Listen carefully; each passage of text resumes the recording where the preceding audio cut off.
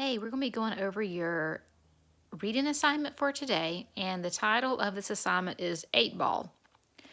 And what I'm going to do is I'm going to read the questions and answer choices out loud, and I want to encourage you to stop at any point in the video if you need to go back into the text so that you can look for the answer.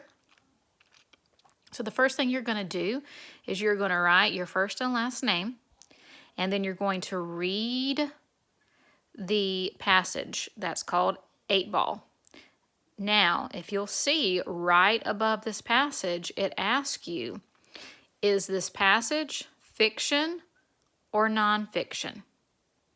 Okay, so as you're reading this passage, I want you to think, is this a fiction passage or a nonfiction passage? And then right here below it, you're going to check whether you think it's fiction or nonfiction. All right, and then we're going to move on to question number 1. Main idea. Which statement best describes the main idea of this passage? All right, the first choice is 8 Ball is a popular billiards game where the balls must be hit into the pockets in a certain order.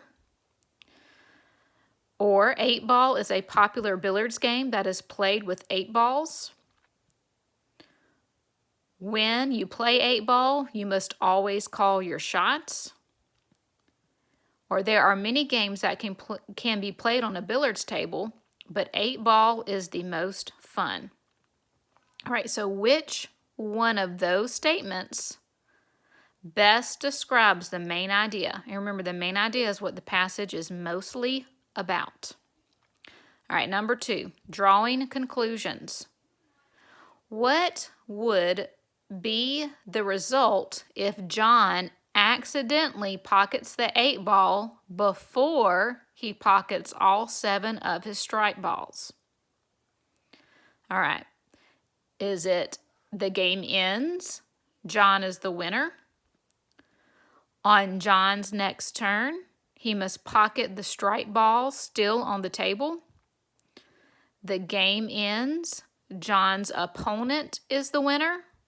All right, and opponent means that the person he's playing against. Or is it John's shot doesn't count? He gets a chance to replay his turn. So which one of these answer choices would be the result if John accidentally pockets the 8 Ball before he pockets all 7 of his strike balls? All right, number 3, finding details in the text. How many balls are placed inside the rack at the beginning of the game? All right, so at the beginning of the game, how many balls are placed inside the rack? Is it 14, 15, 16, or 8?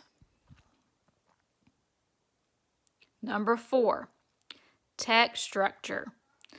Identify the text structure used in this passage. All right, so we're going to go through and I'm going to read each text structure. That's an option.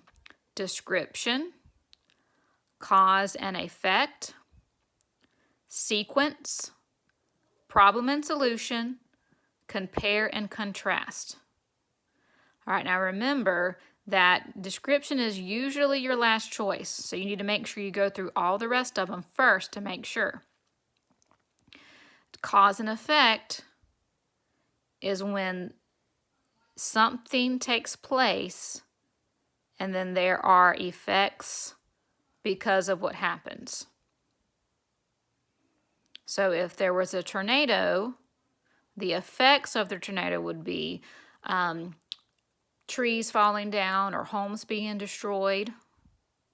All right, sequence is in order. How things happen in order. Like first, next, last, then.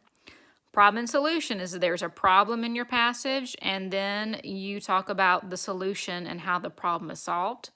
Compare and contrast is when you're looking for like how two things are similar and different. All right, number 5. Parts of speech. Identify the part of speech of the pocket in this sentence. He or she must pocket the 8-ball into a called pocket. So is the word pocket noun, verb, adjective, adverb? All right, number 6, and this is the last one. Context clues. What does object mean in this passage? All right, so if you need to go back into the passage and find the word object and read around it to look for clues. Does object in this passage mean an item that can be touched, to disagree with someone, a strong belief, or the goal you are trying to accomplish? All right, guys, make sure you go back into the text to make sure you look for the answers, and I know you're all going to do a great job.